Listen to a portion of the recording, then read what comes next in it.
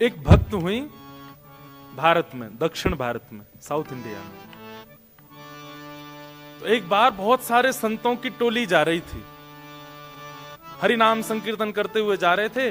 तभी एक नगर पड़ा और उस नगर में उन्होंने सोचा कोई ऐसा स्थान मिले जहां रात में हम लोग रुक करके अपना भोजन पानी बना लें, अपने ठाकुर जी की सेवा कर लें।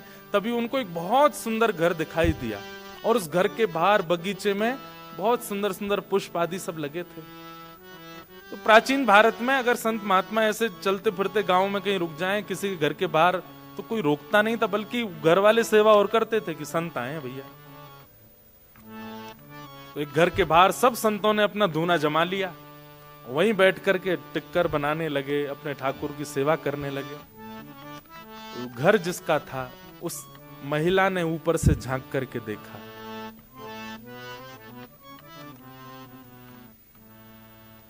उसके नेत्र सजल हो गए कि आज मेरे द्वार पर संत आए हैं, मैं कुछ सेवा करूं। निकल करके बाहर आई, संतों को प्रणाम करने लगी। महाराज जी, आपको कोई जरूरत हो, कोई पात्र चाहिए हो, कुछ भी सामग्री मुझे आज्ञा करें। तो संतों ने कहा कि भाई देखो, ऐसे तो सेवा करते हैं, चलो तुम एक काम करो, सबके लिए कुछ पात्र ले आओ, कुछ दोने ले आओ, कुछ ऐसे। तो उसके घर से जो जो सेवा हो सकती थी वो लेकर के आने लगी, सबको देने लगी। नमक कम पड़ गया तो नमक मंगा लिया। संत बना अपने आप ही रहे थे, बस वो सेवा कर रही थी। रात भर संतों का सत्संग चला, बैठ करके सुनती रही। सुबह सब संत बोले अब हम जाएंगे, अब हमारा समय आगे बढ़ना है।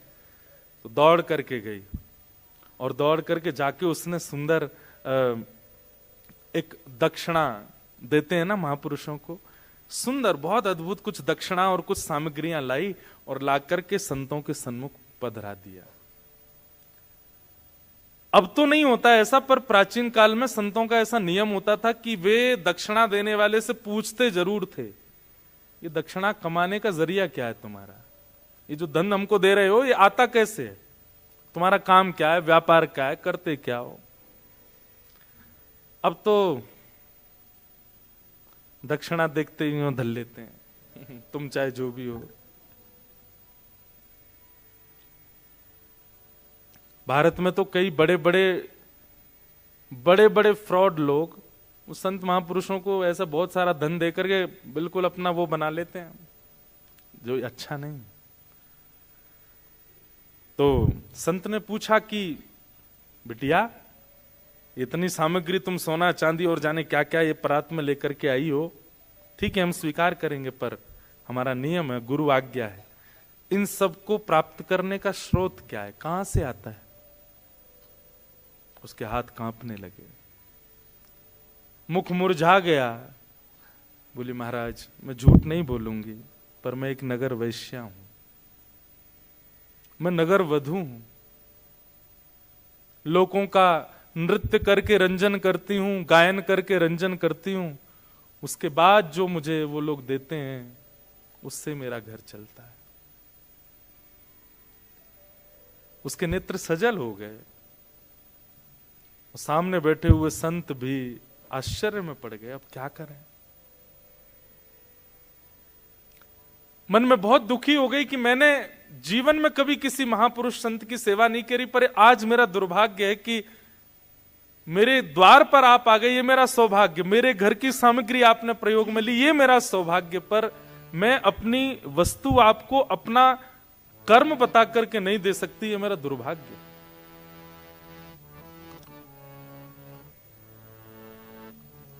संतों ने मुंह फेर लिया, धीमे से सामग्री उठाने लगी, हाथ कांप रहे हैं, क्या करूं। आज पहली बार उसको ग्लानि हो रही है अपने ऊपर। लेकिन संत हृदय नवनीत समाना, संत का हृदय कैसा होता है, मक्खन के जैसा। जैसे मक्खन अगर गर्म चीज के पास भी रख दिया जाए पिघल जाएगा, ऐसे संत होते हैं, वो देख नहीं पाए उसके पीड़ा को। बोले इधर आओ, क्या बात है। बोले बस मैं नहीं दे सकती आपको, इसका बहुत ग्लानि है मुझे। संतों ने कहा हमने एक उपचार ढूंढा है, यदि तुम देना ही चाहती हो तो हमारी एक बात तुमको माननी पड़ेगी। क्या? वो तो बड़ी खुश हो गई, आंसू पोंछ ली, बैठ के बोले आप जो कहेंगे मैं करूंगी, मुझे बताइए। बोले पहले रुपए से लेकर के अंतिम तक तुम्हारे पास जितनी संपत्ति है, ये सब ठाकुर जी की सेवा में अर्पित कर दो। कुछ भी अपने पास मत रखो।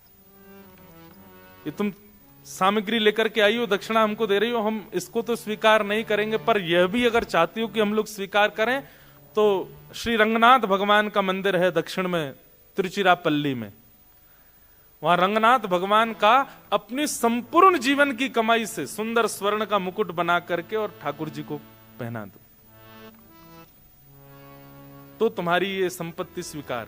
बोले आधी अधूरी नहीं, अब देने का मन ही हुआ है तुम्हारा और इतना भावुक हो ही रही हो, तुमको ग्लानि हो रही है ना अपने कर्म के ऊपर, अपने भाव के ऊपर। ठीक है, हम आज्ञा करते हैं, इस ग्लानि का एक ही प्रायश्चित है, अपने जीवन की सारी संपत्ति ठाकुर जी के चरणों में अर्पित करके वैष्णव हो जाओ। अब चिंता मत करना आगे अपने भोजन की, प्रसाद की, सब ठाकुर जी करेंगे, लेकिन अब जो कुछ भी है तुम्हारे पास सब अर्पित कर दो। मैं एक बात कहा करता हूं, हमारे जो ठाकुर जी है ना, इनको मैथमेटिक्स नहीं आती। ठाकुर जी की मैथ्स अच्छी नहीं है। हम बस दो ही चीज जानते हैं, क्या?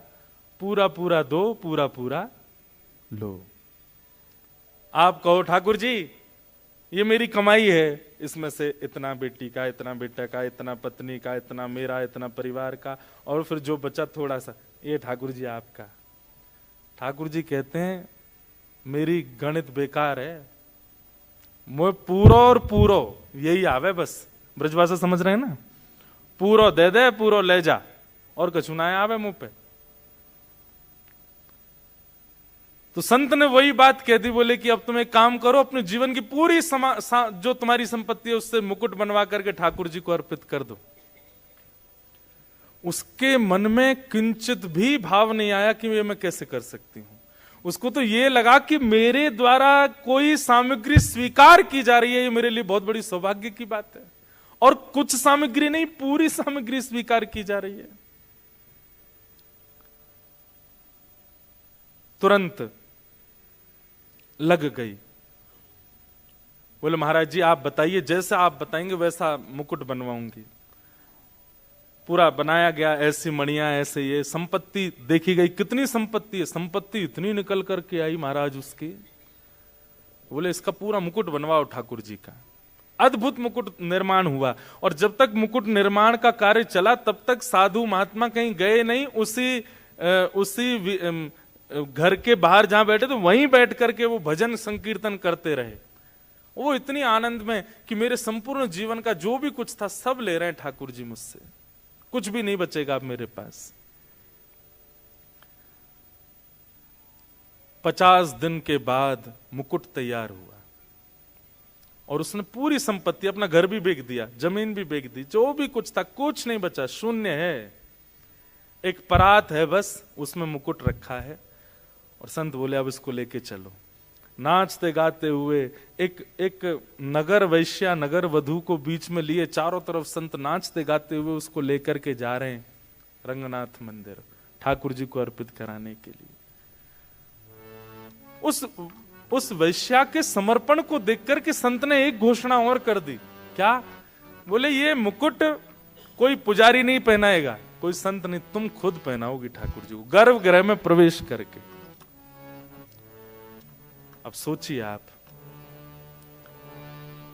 कई बार बंधुओं तन का शुद्ध होना बहुत आवश्यक नहीं होता है, पर विचारों में अगर आपकी शुद्धता है ना तो ठाकुर जी आपसे बहुत प्रसन्न है।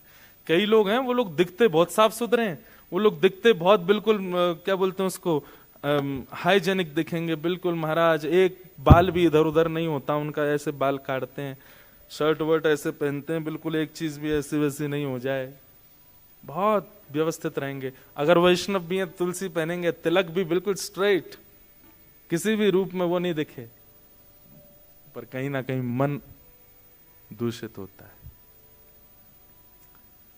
आज वो वैश्या भले ही है, शरीर उसका अपवित्र है, पर उसका हृदय इतना पवित्र था, साधु ने कह दिया तुम ही मुकुट पहनाओगी ठाकुर जी को जाके।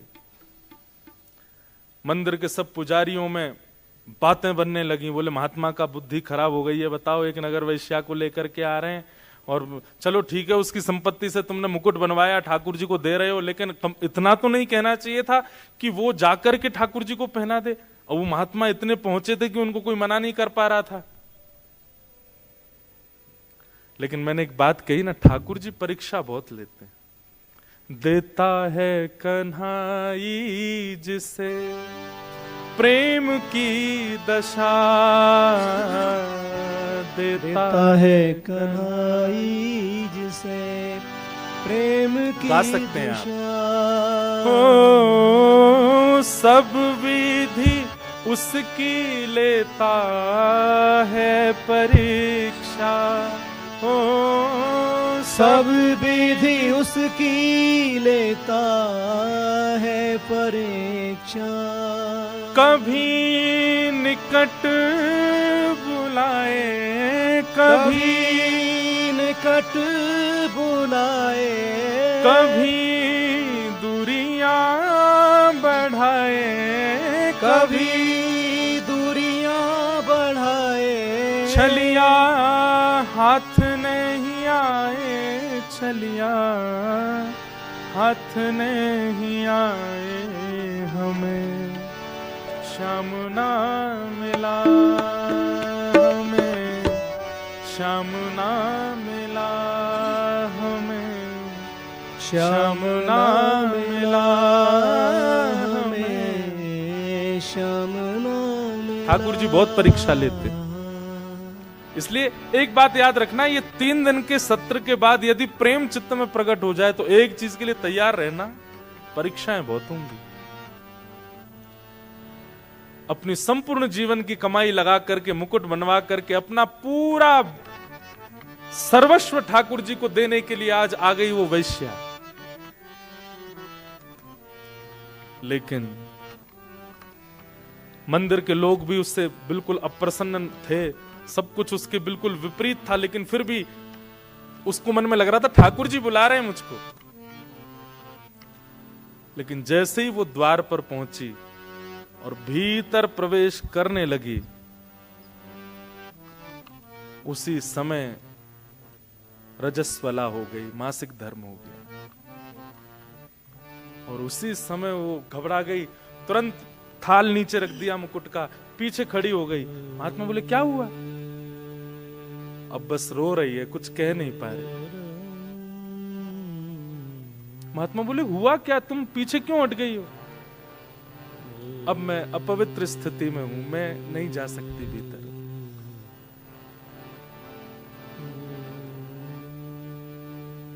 उस समय महात्मा बोले इसका भाग्य कितना दुर्भाग्य है,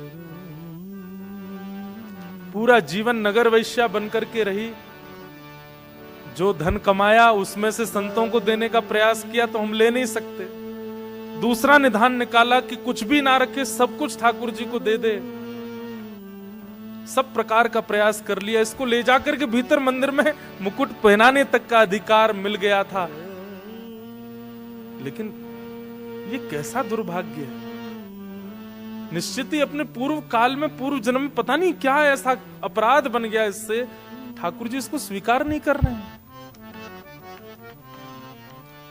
मंदिर के कुछ विपक्षी लोग खुश हो गए, बोले हम तो पहले ही मना कर रहे थे, देखो ठाकुर जी ने ही ऐसी लीला कर दी, अब ये जा नहीं सकती भीतर। आप वेद शास्त्रों के विरुद्ध जाकर के काम कर रहे थे महात्मा, देखिए ठाकुर जी की लीला। बैठी बैठी रो रही है, लेकिन उसको आत्मग्लानि नहीं है। उसको था ठीक है, जितना मिला मुझे उसमें परिपूर्णता है, मैं भीतर नहीं जा सकती। मेरे द्वारा अर्पित किया गया मुकुट में ठाकुर जी के मुख पर नहीं देख पाऊंगी पहली बार। पहली एक होता है ना, कोई वस्तु कुछ देता है तो उसको रहता है कि पहला दर्शन मैं करूं। कोई बात नहीं। महात्मा थाल उठाए, बोले बिटिया अब तेरी तरफ से मैं जा रहा हूं, जाइए आप, मुझे बस बता देना कैसा लगा, ठाकुर जी के मुखमंडल पर थोड़ी मुस्कान आई कि नहीं पहन के। भीतर गए, महात्मा के नेत्रों से अश्रुपात और वो अश्रु जल मुकुट पर गिर रहा था। और बार बार कह रहे थे ठाकुर जी आपकी भक्त वत्सलता कहां गई आज? परीक्षाएं आप लेते हैं, आपका स्वभाव है, पर इतनी क्यों लेते? जैसे भीतर प्रवेश किया, श्रीमन नारायण भगवान के सन्मुख उसको रखा गया। मुकुट की पूजा अर्चना जैसे हुई, और अर्चना करने के बाद पूर्व का मुकुट उतार करके और द्वितीय नया मुकुट धारण कराने की परिस्थिति, जैसे ही मुकुट उठाने का प्रयास किया, खुद ही उठा के लाए महात्मा जी बाहर से। वो इतना भारी हो गया, उनसे उठे ही नहीं। 2-2, 3-3, 4-4 वैष्णव लगे हैं उस मुकुट को उठाने में, लेकिन वो इतना भार धारण कर चुका है, किसी से हिल भी नहीं पाया। महात्मा बोले, भगवान मैं तो अभी उठा के लाया हूं, वो पूरे नगर कीर्तन करते हुए वैश्या लाई, अब अचानक ऐसा क्या हुआ, ये मुकुट इतना भारी? तभी देखा तो श्रीरंगनाथ भगवान के नेत्रों में अश्रुपात। महात्मा जी ने कहा, तुरंत पर्दा लगाओ, कपाट बंद करो, ठाकुर जी से मुझे एकांत में कुछ चर्चा करनी है। कपाट बंद किए, तुरंत ठाकुर जी उठ करके बैठ गए, सहज हो गए। वो बोले, जो जो मुकुट बना के लाया है उसी को भीतर लाओ,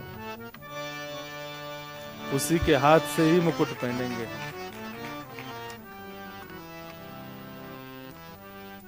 बंधुओं, एक वैश्या, उसके जीवन भर की कमाई, और वो भी रजस्वला अवस्था,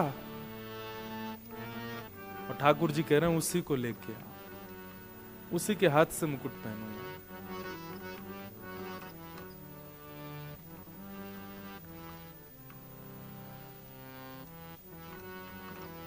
ठाकुर जी बहुत प्रेम करते हैं, बस कोई देने वाला हो वो प्रेम।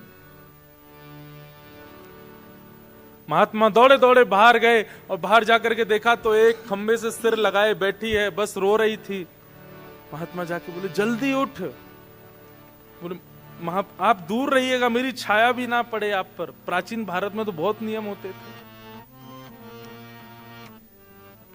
महात्मा बोले, मैं छाया से बचूं, और जगत नियंता जगदाधार साक्षात तेरी प्रतीक्षा कर रहे हैं भीतर। हाथ पकड़ लिया उसका, वो रोने लगी, महाराज मुझे स्पर्श मत कीजिए।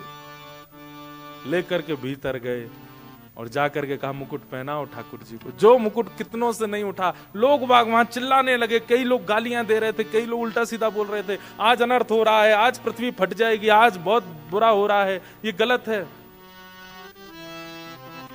लेकिन जिस मुकुट को कोई नहीं उठा पाया, जैसे ही उसने उठाया, उठ गया।